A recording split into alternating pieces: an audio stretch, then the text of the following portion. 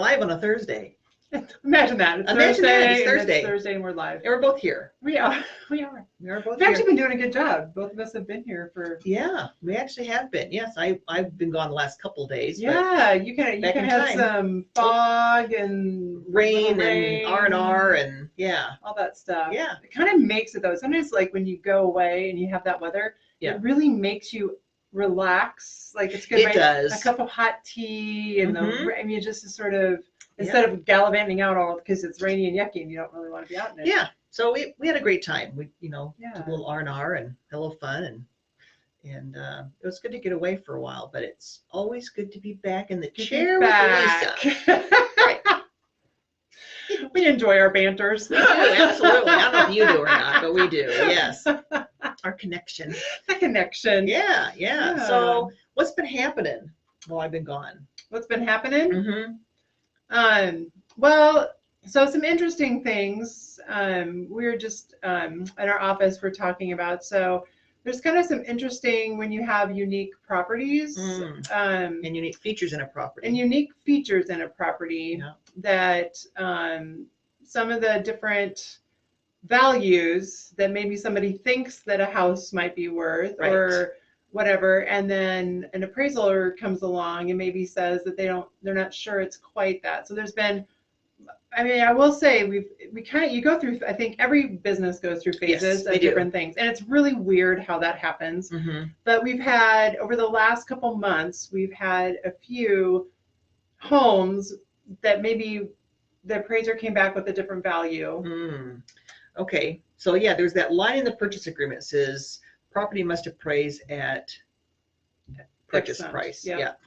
And when that doesn't happen, yikes, that can get a little nerve-wracking. You have to navigate through that. So you have to, think about your property when you're listing it, when you're pricing it, and when buyers are looking to make an offer on a property, does the value, the market value make sense? Right.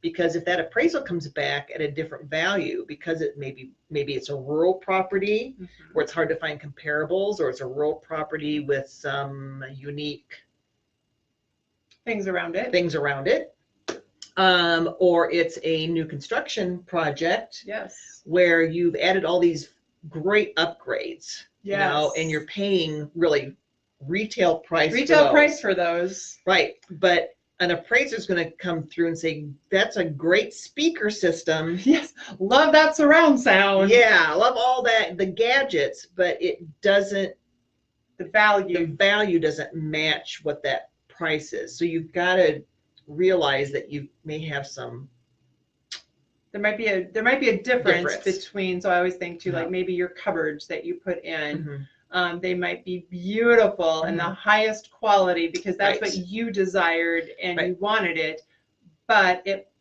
because say cupboards were $10,000 and you paid $20,000, that might not add $10,000 worth of value to your appraised value. Exactly. Yeah, exactly. So, and if you've got, interesting neighbors in a rural, in a rural setting. Yeah, in a rural setting, it can be because, so for one, you get out into the country and so your neighbor can be a half mile away or a mile away. So just the amount of comparables can be challenging. Can be challenging in itself just because there's not as many houses that typically sell and you have to go farther away for those. And then you have to think about a lot of rural properties have buildings on them. Yep, with animals. Some have animals, some don't. Right. So if you have this big chicken production next door. Yes. Yes. So that could, I don't think it would be add value. Right. So it limits the amount of people that maybe would choose to live in that property. Right. Because they have to be okay.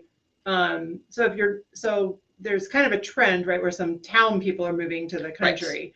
And so if you're that person that's in town, you might go, I'm not going to live near the chicken shed. I'd rather buy the property over here that's not near the chicken shed. Right. And so that can also be a factor.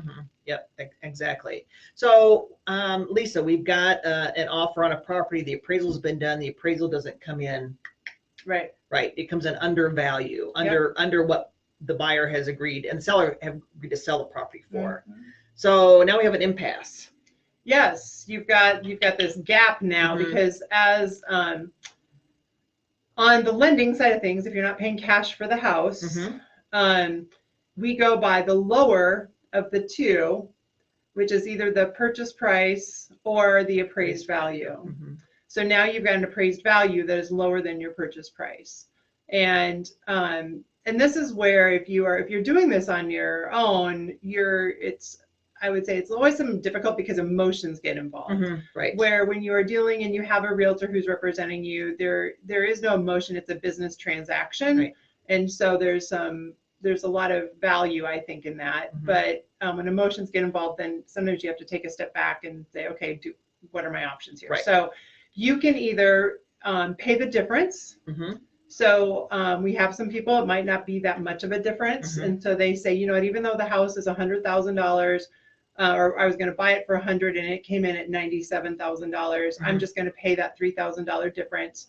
So you just need to know now you have that difference, but you still have the down payment and whatever your loan was. So you're paying an extra. And you're not adding $3,000 what you're financing. You have to come up with that difference. Correct. So that's an additional $3,000. So sometimes too you can get the seller and the buyer to maybe compromise a little bit and split the difference. A lot of people meet in the middle somewhere. I would say a lot of transactions, they come and they're like, you know what, the value is the value, because that appraiser really it's a third party. It is an opinion, but there's a lot of statistical data that goes into that opinion of the house. And so they're looking at comparables. They're looking at, they try to find properties that are very similar to the one that is, location and style wise and everything.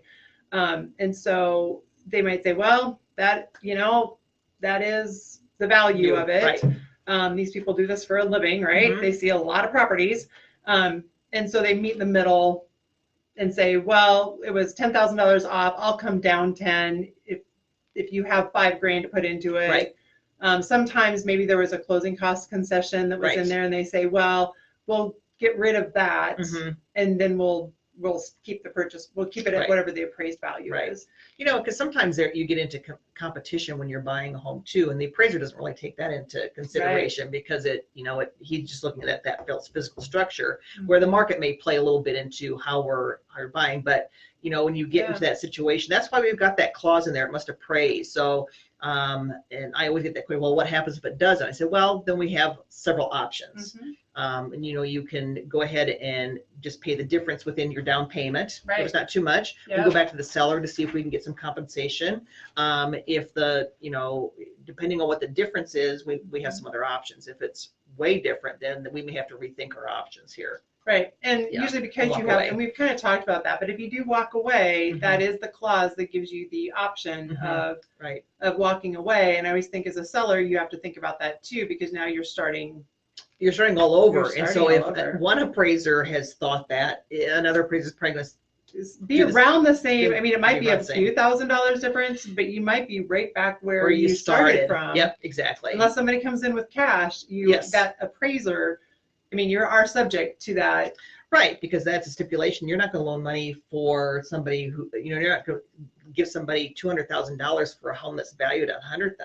Right. I mean, your risk. I mean, it's a actuary bill kind of thing. Right, it's a risk thing. And so, and appraisers, so, when the housing crisis happened, you used to basically order an appraiser, and we had our appraisers that we would order from, right?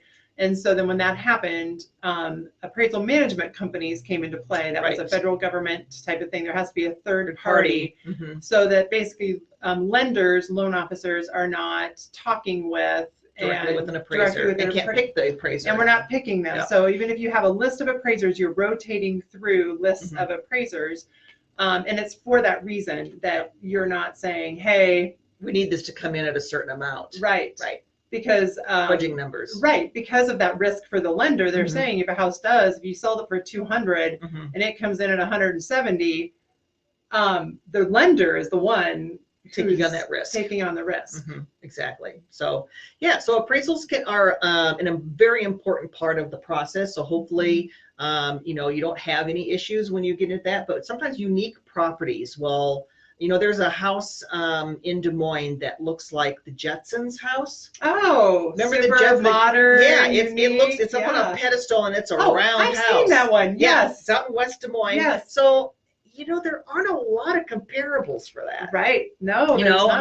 how many Jetson, you know, or Flintstone houses are out there? So that, you know, the appraiser is going to go, no. What do I do? Can I pass this off to somebody else? I mean, how do you appraise that? It's hard to get an appraiser to do that. And sometimes you have to do special financing with somebody local even that says, I just know that and I know you even as a borrower.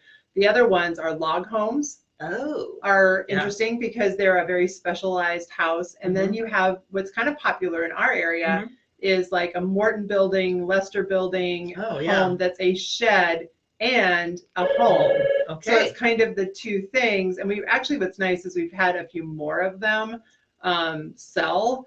But again, the comparable of you've got this big shed attached to your home and they can kind of be really cool. Right. But that comparable factor of what, so unique properties. Unicorns. Yes, unicorns. Unicorns. So I'll give it a unicorn. Give us a call. We can kind of talk to you about to you about it and the risk and the different things involved with that. And I would say as a, you know, both as a seller, you have to be open to that uniqueness.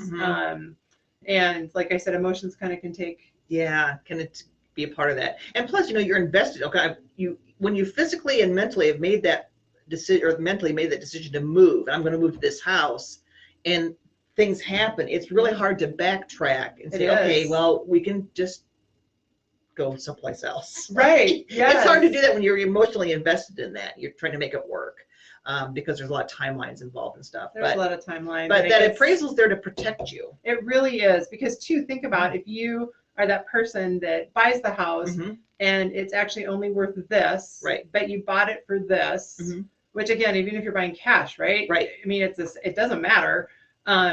You go to sell it now in a few years and they go, oh, well, remember, it's kind of unique. And so the value isn't even there. And you're like, what? Yeah. Exactly. Like, what happened? I bought it for this. And so it is a protection for, there's a lot of different reasons it's in there for that protection. Absolutely. Absolutely. So yeah, if you have any questions, just give us a call and we'll be happy to talk to you about appraisals and what to do if. What to do if, kind of, it's not a very, like, we didn't have a very, we didn't laugh a lot. We didn't. That was a pretty serious topic. It was kind of serious this morning. Yeah, maybe it was all the clouds and. Maybe it's the clouds, yes. And I'm getting back in the groove. Yeah. Right. You know, all these things happen while you're on vacation. Like, I have a desk full of things to do. So. You do. I do, yeah.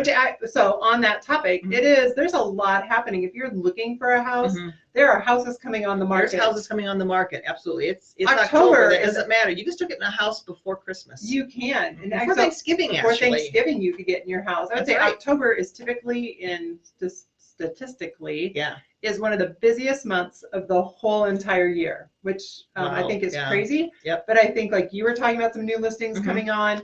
There's stuff happening in the market, and it's a great time to think about buying a house and looking at houses. Absolutely. Before the snow falls, and great time to move. Is snow going to fall? No. No. Okay. I just saw somebody that said that somewhere in the United States, somebody woke up this morning and they had snow on the ground. But that is wasn't here. Not us. Not us. Oh, look, Erica's on. Hi, Erica. So yeah. Okay. All right. Well, guys, if you have any questions about appraisals or anything else in the housing market, just give us a jingle and or just comment below. We can help you. Comment. Yep, I'll help you out. All right. See you next week.